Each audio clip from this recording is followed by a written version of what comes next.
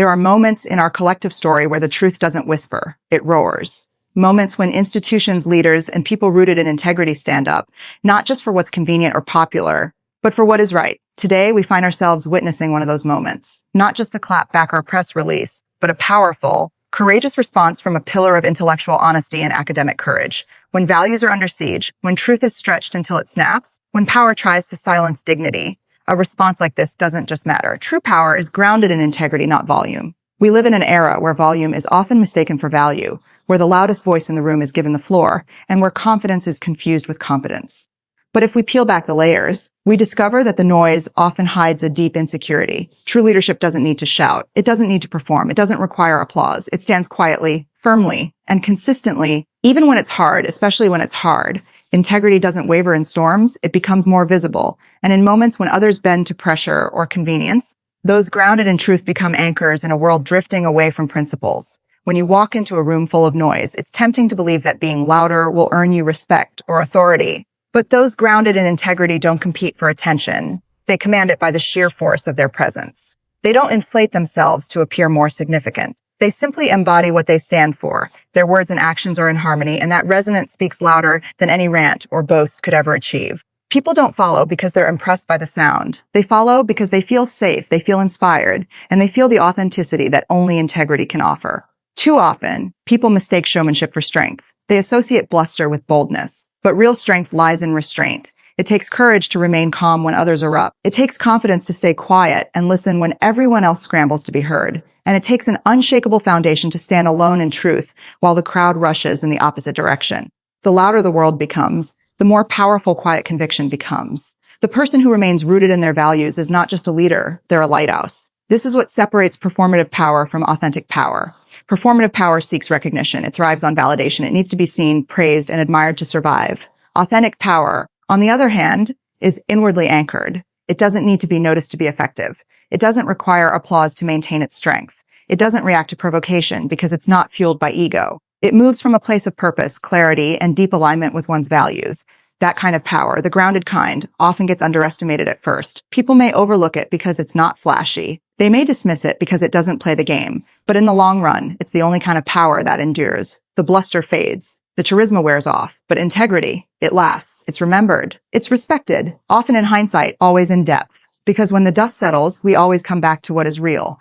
In workplaces, families, communities, and countries, we need more of that kind of power. We need leaders who can hold space, not dominate it. We need people who can model calm in chaos, not contribute to it. We need examples of strength that don't rely on control or coercion, but instead are rooted in consistency, compassion, and courage.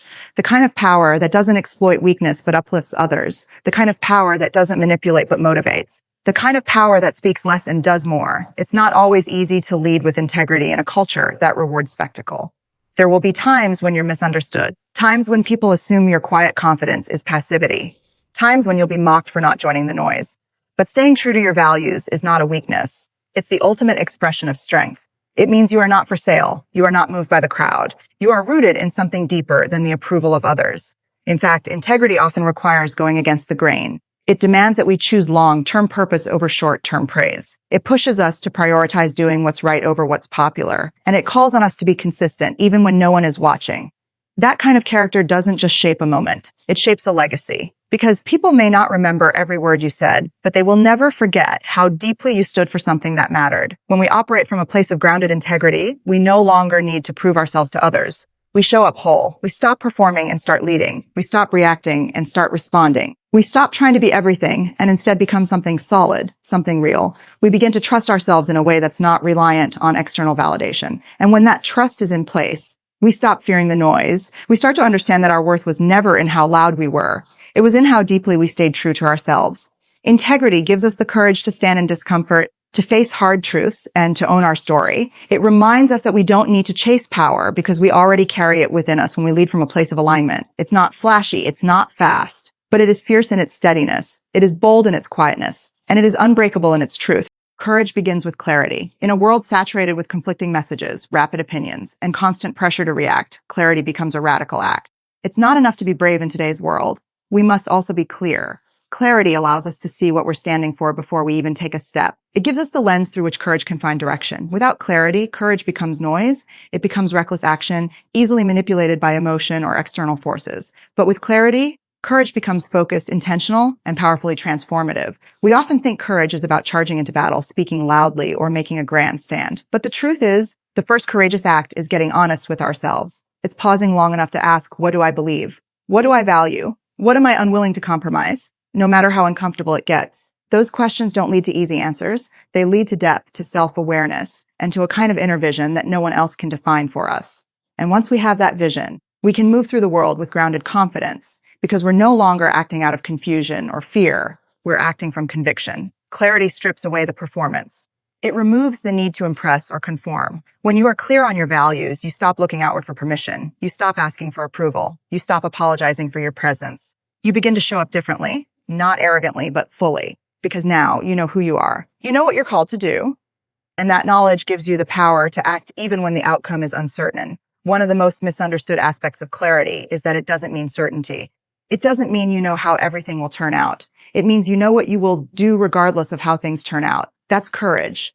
It's the decision to move forward in alignment with your values. Even when the road is messy, the critics are loud, and the stakes are high. Clarity gives you that compass.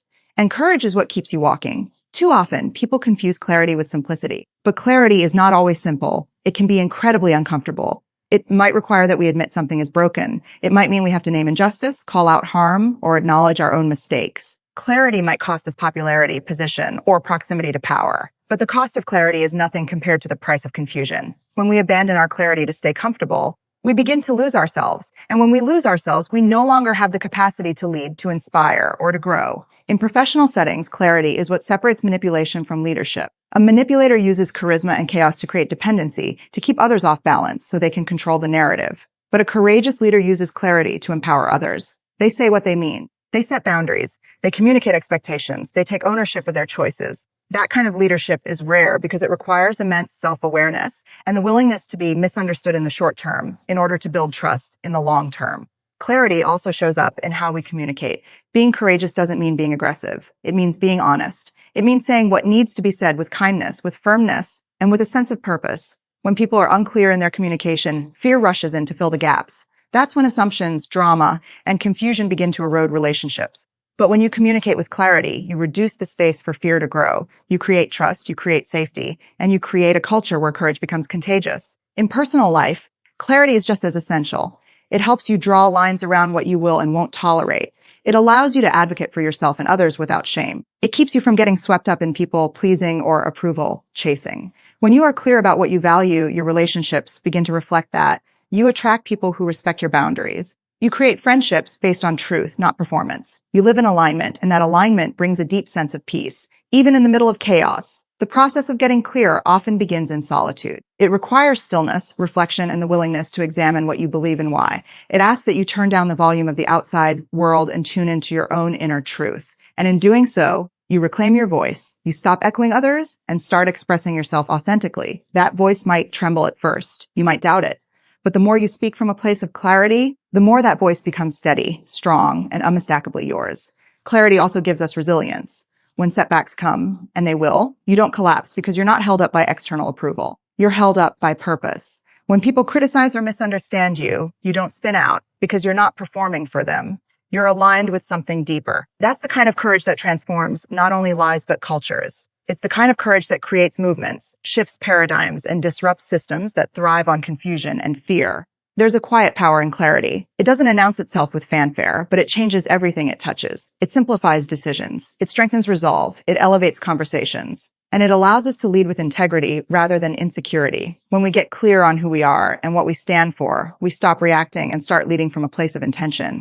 Silence is not neutral. It's a choice. Every time we decide not to speak up when something harmful is unfolding, we are, intentionally or not, contributing to its persistence. There is a dangerous myth that says if we remain quiet, we're simply staying out of it, avoiding conflict, minding our own business, being polite. But silence doesn't protect anyone except the one causing the harm. It doesn't create peace, it creates permission. In the face of injustice, oppression, manipulation, or cruelty, silence becomes complicity wrapped in comfort. It becomes a shield people hide behind because confrontation feels risky and vulnerability feels too exposed. But silence, when it should be broken, is a loud statement. It says, "This doesn't matter enough to me," or worse, "My comfort matters more." Speaking up is hard. There's no sugarcoating that. The moment you raise your voice against something that feels wrong, you expose yourself to judgment, to criticism, and to being misunderstood. But the alternative, keeping your voice locked inside out of fear, slowly eats away at your integrity. It chips away at the foundation of who you are and what you value. There is nothing neutral about watching someone suffer and saying nothing.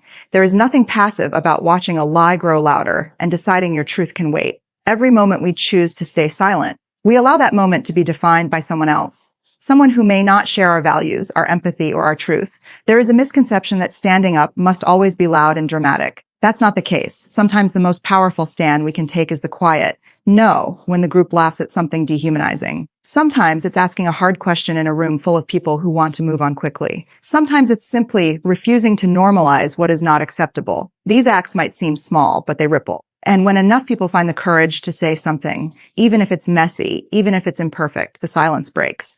The illusion of consensus begins to fracture. And that is where real change starts to take shape. There is a high cost to silence. In workplaces, it shows up when unethical behavior goes unchallenged. In families, it manifests as generational trauma that never gets acknowledged or healed. In communities, it reveals itself in the form of systemic issues that everyone knows about, but no one is brave enough to address. And in society at large, silence protects power and punishes truth. The people who benefit most from your silence are often the same people who fear your truth. They count on your hesitation. They rely on the narrative that says speaking up is rude, dangerous, or disruptive. But the truth is, disruption is sometimes exactly what is needed. Disruption wakes people up. It interrupts cycles. It creates space for something new, something honest. When you stay silent for too long, you start to feel the weight of all the things left unsaid. It begins to show up as anxiety, as self-doubt, as a sense of disconnection from who you really are. Because deep down, we know when we've abandoned ourselves. We know when we've chosen safety over alignment. That knowing doesn't go away. It lingers. It whispers to us in quiet moments. It nudges us when we witness another moment of injustice and still say nothing. Eventually, we either confront it or let it harden us into someone we no longer recognize. But when you decide to speak, when you find even a single sentence to interrupt the silence, you reclaim something essential. You reclaim your agency. You begin to live in alignment again. It might be uncomfortable. It might be scary, but it is undeniably powerful. And it doesn't just affect you. It liberates others. Your courage gives permission. Your voice reminds others that they are not alone, that they are not crazy for noticing what's wrong, and that they too can speak. There are always reasons to stay silent. Fear of losing your job, fear of damaging relationships, fear of public backlash. These are real fears, and they deserve to be acknowledged. But there are also reasons to speak that are just as real, just as valid. The need to protect someone vulnerable, the call to live in truth, the deep ache to see the world become even slightly more, just more human, more honest. These reasons may not silence the fear, but they give us something stronger to stand on. We need to normalize bravery in the face of silence. We need to celebrate the quiet rebels, the people who choose to raise their hands, to write letters, to correct misinformation, to challenge toxic norms, to say, that's not okay, when everyone else is looking the other way. They may not get the spotlight, but they hold up the sky. Their choices build the scaffolding for change. And those choices are made in the tension between fear and courage, comfort and integrity, silence and voice. Every time you feel that gut instinct, that flutter in your chest that tells you something's off, you're being given a choice, not an easy one, but a vital one. Will you keep the peace that protects no one? Or will you risk the discomfort that could make room for a transformation? Your answer to that question isn't just about the moment in front of you. It's about the person you're becoming, the legacy you're writing, the example you're setting for the people who are watching, wondering if they too are allowed to speak. Vulnerability is a superpower. It's not of strength we were taught to admire. It doesn't wear a cape, it doesn't shout, and it certainly doesn't seek attention. But it's the kind of power that changes everything from the inside out. In a world that celebrates perfection, performance, and polish, vulnerability invites us to be real. It asks us to show up as we are, not as who we think others want us to be. It's the raw truth underneath the mask, the steady courage behind the trembling voice, and the kind of bravery that doesn't demand control. It offers connection. For so long, we've been conditioned to believe that vulnerability equals weakness. That to admit fear, failure, or uncertainty is to reveal a flaw.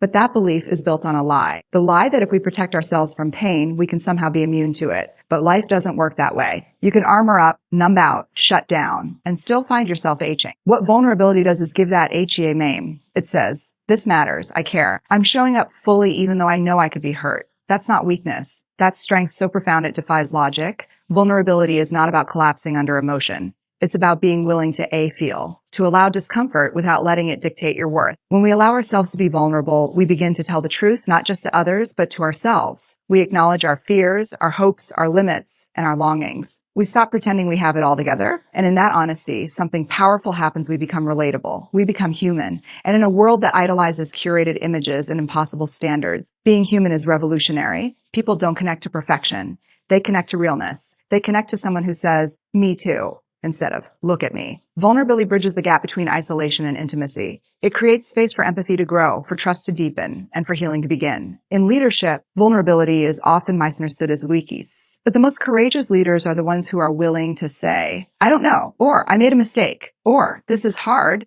and I need your help." Those admissions don't grow credibility. They build it. They tell people, "I'm not above you. I'm with you." That kind of leadership doesn't rely on fear to command respect. It relies on honesty to earn it. Vulnerability in leadership fosters psychological safety, the kind of environment where people feel free to speak, share ideas, and take risks without fear of judgment. That safety doesn't just improve culture and drives innovation, collaboration, and resilience. But vulnerability isn't just for leaders or public figures. It belongs in our homes, our friendships, our communities. It shows up when we say, "Struggling," or "I need support," or "I love you," without knowing how it will be received. It shows up when we apologize first, even if our pride is bruised. It shows up when we forgive, not because the other person deserves it, but because we need to free ourselves. Vulnerability doesn't promise comfort, but it does promise authenticity. And when we start living from that place, we begin to experience relationships that are deep, meaningful, and real, not based on performance, but on presence. The armor we wear to protect ourselves from vulnerability comes in many forms: perfectionism, cynicism, business, humor. Anger, we layer them on to avoid the sting of rejection or the pain of failure. But those very armors also block joy, love, creativity, and connection. You can't selectively numb emotion. If you shut down vulnerability, you shut down the full spectrum of your humanity. You may avoid the pain of being seen and rejected, but you'll also miss the joy of being seen and loved. Vulnerability is the price of connection, and it's worth it every time. What's remarkable about vulnerability is that it's contagious. When someone opens up and shares something real, others lean in. The walls begin to fall. It's as if one person's courage grants permission for everyone else to stop pretending. Suddenly, the room feels different, safer, warmer, more honest. That's how vulnerability works. It cracks the surface and lets the light in. It invites others to be brave too. And in doing so, it transforms the culture of any space it enters. There's a quiet rebellion in choosing vulnerability in a culture obsessed with control. Control says, "I'll only show you what makes me look strong." Vulnerability says, "I'll show you the truth, even if it shakes." Control hides behind expertise. Vulnerability leads with curiosity. Control demands certainty. Vulnerability embraces uncertainty with open hands. And the irony is that the more we chase control, the more disconnected we become. But the more we lean into vulnerability, the more grounded and connected we feel. Not just to others, but to ourselves. Practicing vulnerability doesn't mean spilling everything to everyone. It means choosing courage over comfort in the moments that matter. It means setting boundaries around who needs the right to hear your story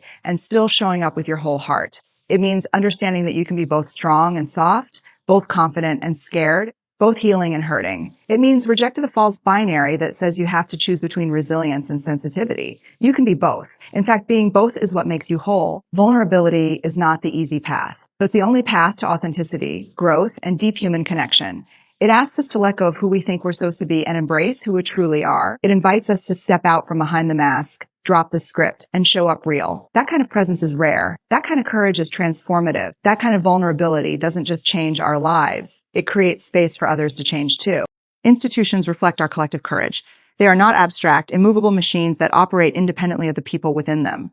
They are built, sustained, and transformed by the decisions, values, and actions of individuals. Every policy, every public statement, every act of resistance or silence is the outcome of human choice. Institutions mirror the level of bravery, integrity, and accountability present in their people. When you see a university, a government body, a corporation, or a media outlet take a bold stand for truth, fairness, or justice, it's not because the structure itself suddenly developed a conscience. It's because someone, or often a group of people, inside made the decision to act with courage instead of compliance. That's the extraordinary truth about the power we hold. We often underestimate our role within the systems we belong to. We convince ourselves that we're too small to make a difference, that we're just a name on a payroll, a face in a meeting, a vote in a room. But it's in those very spaces where courage is tested and ultimately revealed. Institutions do not possess values on their own. They adopt and amplify the values of those who lead and shape them. And when individuals choose to lead with honesty, empathy, and courage, the culture begins to shift. We can look at powerful responses from respected institutions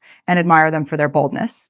But it's more important to ask what allowed that boldness to rise. Who was willing to have the hard conversations? Who risked their job, their reputation, or their comfort to speak a difficult truth? Behind every public response that challenges injustice or misinformation, there are people who decided that their values mattered more than their fear. That decision is not born overnight. It's cultivated in small, private moments when someone chooses to say, "This is not okay," or "We need to do better," even when it's inconvenient or unpopular. Too many people assume that courage is only required in moments of crisis. But the truth is, courage is required every day, in meetings and conversations, in decisions that may seem minor but actually define an institution's culture. Whether it's pushing back on unethical practices, advocating for transparency, supporting marginalized voices, or challenging the status quo, each act of courage contributes to a larger momentum. And when enough people participate in that momentum, it becomes visible, it becomes systemic, it becomes the new standard. There is also a mistaken belief that institutional change must come from the top down. While leadership certainly plays a critical role, real transformation often bubbles up from those who are willing to speak from the ground. Grassroots courage, when people at all levels begin to act with integrity, creates pressure that leadership cannot ignore. It's easy to wait for someone else to lead, for a policy to be written, for a formal directive to arrive. But change accelerates when people stop waiting and start leading where they are with what they have. It's important to recognize that institutions are capable of great harm and great healing, and both outcomes are driven by choice. When institutions are silent in the face of injustice, it's often because fear, comfort, or complicity have become more valued than truth. But when institutions choose to act, to respond with thoughtfulness, clarity, and moral courage, they offer more than just protection for their people. They offer a blueprint for others. They become an example of what's possible when values take precedence over convenience. And in doing so, they empower individuals everywhere to raise their standards. What we celebrate and reinforce inside our institutions matters. When we reward silence, we breed fear. When we reward honesty, we build trust. The cultures we create in our schools, companies, governments, and communities are not accidental. They are cultivated, consciously or unconsciously. They are shaped by what we tolerate, what we amplify, what we ignore, and what we call out. That is why personal courage is not just a private virtue. It's a public force. It shapes the tone, the integrity, and the legacy of the institutions we belong to. Even when institutions disappoint us, as they often do, it's worth remembering that they are still filled with people. People who may be afraid, people who may feel alone in their convictions, people who are waiting to see someone else take the first step. That's why one courageous act can ripple. It sends a message you're not alone. You don't have to stay silent. You're allowed to care, to question, to lead. And in spaces where conformity has long been the norm, that message can be a spark that lights everything up. This is especially true in moments of public tension, when the eyes of the world are watching. How an institution responds becomes part of its identity. Will it retreat into caution, or will it rise to meet the moment with clarity and courage? Will it hide behind process and protocol, or will it lead with purpose and principle? These are not decisions made in boardrooms alone. They are shaped by culture, and culture is shaped by people. People who care enough to challenge inertia, people who believe in truth more than image, people who understand that to remain neutral in the face of injustice is to choose the side of the oppressor. When institutions act with courage, they not only protect their own credibility, they protect the possibility of progress. They remind us that systems can change, that structures can evolve, and that power can be used responsibly. They show that accountability is not a threat, but a strength. And they prove that leadership is not about always being right, but about being brave enough to course correct when necessary. Institutional courage starts with personal bravery. It starts with the teacher who speaks up in faculty meetings, the employee who questions a harmful norm, the student who raises their hand when it's uncomfortable, the manager who listens deeply and acts intentionally. These individual choices, repeated over time, create a culture where courage becomes the expectation, not the exception. Where truth-telling is valued more than image protection. Where people don't just believe in justice, they help build it. Your voice can spark a movement. That's not just a feel-good sentiment or a motivational catchphrase. It's a truth rooted in every social transformation, every cultural awakening, and every shift in power dynamics throughout history. Movements don't begin with perfect strategies or large-scale campaigns. They begin with people, ordinary individuals, to speak when silence is expected, who choose to stand when sitting would be safer, who decide that staying invisible is no longer bearable. The most impactful movements were never started by the loudest voices, but by the clearest and most courageous ones. Your voice, raw, uncertain, trembling, holds the power to inspire courage in others. It challenged deeply rooted systems and re-narratives that once felt untouchable. We live in a time where speaking up can feel overwhelming. The world is noisy. Opinions are everywhere. Conflict is unavoidable. But clarity is what cuts through that noise. When you raise your voice, not just to be heard, but to say something that matters. Something aligned with your values, your truth, your lived experience. That's where transformation begins. It might not start with applause. In fact, it might start with criticism, resistance, or discomfort. But that's the nature of disruption. Its speaking out disturbs the patterns that have benefited from your silence. It challenges the comfort zones of those who have grown used to complacency, but it also reaches those who have been waiting, hoping, needing someone to say out loud what they've been holding in their hearts. Too often we downplay our influence because we're not in positions of traditional power.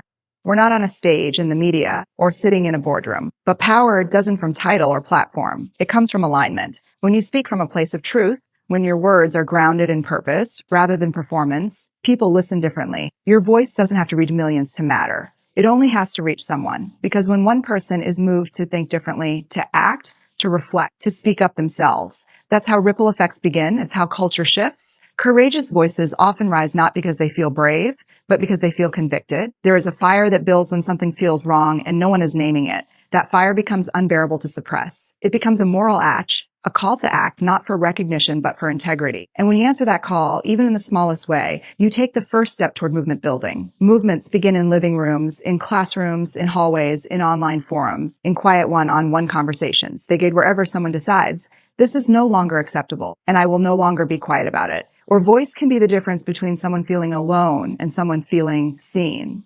When you use your voice to speak truth, to share your story, to challenge a lie, or to name what others are too afraid to say, you create space for others to breathe. You create a crack in the illusion that everyone is fine with how things are. That crack grows wider with every brave voice that follows. And suddenly, what once felt impossible starts to feel inevitable. That is the power of speaking with intention. That is the spark of a movement. There will always be people who question out or diminish your voice. That's especially true when your truth threatens systems of power or comfort. But don't let those reactions define your worth. Criticism is often a reflection of someone else's discomfort, not a measure of your value. Movements don't need universal approval. They need passionate truth tellers. People willing to trade silence for impact, comfort for contribution. Your voice is not for everyone, and it doesn't need to be. It just needs to be for the people who are ready to hear it, and the people who need to know they're not alone. The stories of change that echo through history are never just about policies or structures. They are about people. People who dare believe their voice could do more than just express a thought. It could ignite change. Rosa Parks wasn't the loudest voice, but her refusal to move became Alala Yousafzai used her voice for education when silence might have been safer. Greta Thunberg began with a single sign outside her parliament building. Each of them started with a personal truth, a willingness to risk discomfort for something greater. They didn't begin with movements. They began with a decision to speak. You don't need to be fearless to raise your voice. You just need to be willing to say what others won't, willing to risk misunderstanding, willing to put your name, your story, your truth into the world because you believe in something bigger than yourself. And that willingness, paired with honesty and heart, is enough to start shifting conversations, breaking silences, and drawing others out of their hiding place. When you use your voice, you send a message to others. It's okay to speak. That message is powerful, especially for those who have been silenced for years. By fear, by shame, by systems that told them their story didn't matter. Your voice becomes an invitation, not just to awareness, but to action. It says, you matter. Your truth matters, and you have to wait for permission to be heard. Movements aren't built by perfect people with polished messages. They're built by real people, flawed, messy, learning, who refuse to stay silent when something important is at stake. Your voice might shake. Your words might fumble. But the courage to use them in the first place is what makes all the difference. Movements don't start when the world is weedy. They start when someone decides not to wait any longer. They start with a voice, your voice. Choosing truth, choosing bravery, and choosing to be heard